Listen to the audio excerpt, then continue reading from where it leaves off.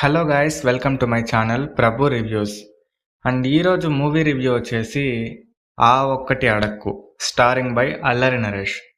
And ఈ movie review గురించి start చేసే ముందు ఇప్పటి వరకు మన ఛానల్ని ఎవరైతే సబ్స్క్రైబ్ చేసుకున్నారో వాళ్ళందరికీ మనస్ఫూర్తిగా ధన్యవాదాలు చెప్తున్నాను.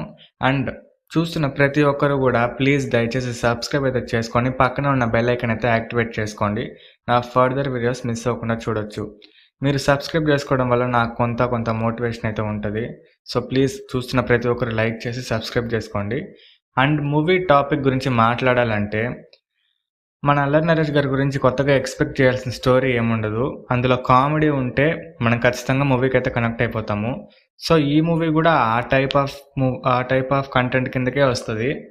ఏంటంటే కామెడీ ఓకే, పర్లేదు, కామెడీ బాగానే జనరేట్ అయింది. సీన్స్ మొత్తంలో కామెడీ బాగా జనరేట్ అయింది. కామెడీ పరంగా వంక పెట్టాల్సింది ఏమీ లేదు. అండ్ స్టోరీ విషయానికి మాట్లాడుకోవాలంటే అది కొంచెం రొటీన్గా ఉంది స్టోరీ అయితే. మనం చాలా మూవీస్లో అయితే ఇట్లాంటి స్టోరీని అయితే చూసాం మనము. కానీ మళ్ళీ కొత్తగా చూస్తున్న ఫీలింగ్ అయితే రాకుండా ఏదో రెగ్యులర్ మూవీ చూస్తున్న ఫీలింగ్ వస్తుంది. కానీ ఆ ఫీలింగ్ వస్తుంది అంతే. కానీ అక్కడ మధ్యలో వచ్చే కామెడీ సీన్స్, మన అల్లరి నరేష్ గారు ఇచ్చే కామెడీ సీన్స్ మాత్రం కొత్తగా అనిపిస్తే అవి వర్త్ అని చెప్తాను నేనైతే. కామెడీ సీన్స్, కామెడీ పరంగా అయితే నిజంగా అయితే బాగుంది. మనం ఎప్పుడు చూసి నవ్వుకునే మూవీలా కాకుండా ఇది కొంచెం వెరైటీగా కొత్తగా అయితే ఉంది. కొత్త ఫీలింగే వస్తుంది కామెడీ పరంగా. అంతేగాని ఈ స్టోరీ పరంగా కొంచెం ఎందుకో నాకు ఒక మాదిరిగా అయితే అనిపించింది. అంటే రెగ్యులర్గా చూసే టైప్ ఆఫ్ స్టోరీ లాగానే అనిపిస్తుంది, కానీ కొత్త స్టోరీకి అయితే అనిపించదు. స్టోరీ గురించి మాట్లాడుకోవాలంటే మన హీరోకి పెళ్లి కాదు. ఎందుకు పెళ్లి కాదు అనేది మీరు మూవీ అయితే చూసి తెలుసుకోండి. నేను ఇప్పుడు చెప్పానంటే అది స్పాయిలర్ అయిపోద్ది, ఎందుకంటే అది చిన్న లాజిక్ మాత్రమే.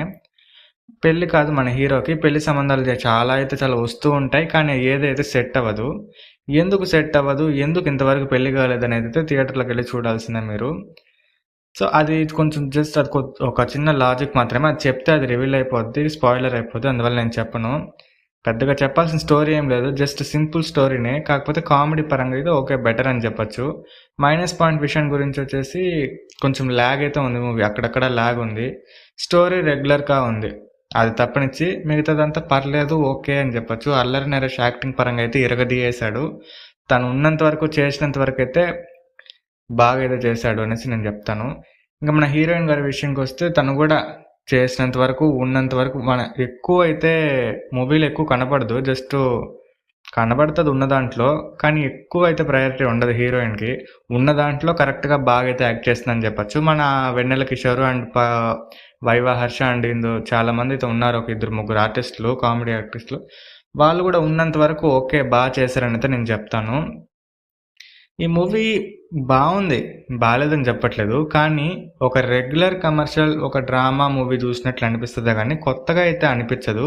కొత్తగా మనం ఏం చూస్తున్నామంటే స్క్రీన్ పైన అల్లరి నరేష్ ఉన్నారు, ఓకే, కామెడీ తను చేస్తున్నాడు, ఓకే, మనం నవ్వుకోవాలా అనే ఫీలింగ్ ఉంది. కానీ కొత్త ఫీలింగ్ అంటే కొత్త మూవీ చూస్తున్నాము, కొత్త కాన్సెప్ట్ చూస్తున్నాము అనే ఫీలింగ్ రాదు. జస్ట్ ఇది అల్లరి నరేష్ గారి మూవీస్ అంటే వెళ్ళి నవ్వుకోవడము, రావడం తప్పనిచ్చి దాంట్లో స్టోరీ ఎక్స్పెక్ట్ చేయాల్సిన విషయం ఉండదు.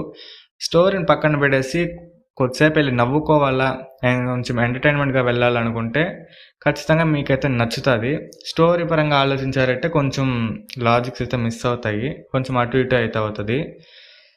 సో అది విషయం అయితే. సో ఈ మూవీకి నేను ఇచ్చే రేటింగ్ వచ్చేసి I give 7.2 out of 10. And ఈ రివ్యూ మీకు నచ్చినట్లయితే సో ప్లీజ్ దయచేసి ఈ వీడియోకి అయితే లైక్ చేయండి, ఛానల్ని సబ్స్క్రైబ్ చేసుకొని పక్కనే ఉన్న బెల్ ఐకాన్ అయితే యాక్టివేట్ చేసుకోండి. నా ఫర్దర్ వీడియోస్ మిస్ అవ్వకుండా చూడొచ్చు. అండ్ నెక్స్ట్ రివ్యూతో మీ ముందుకు వస్తాను. అంతవరకు బాబాయ్.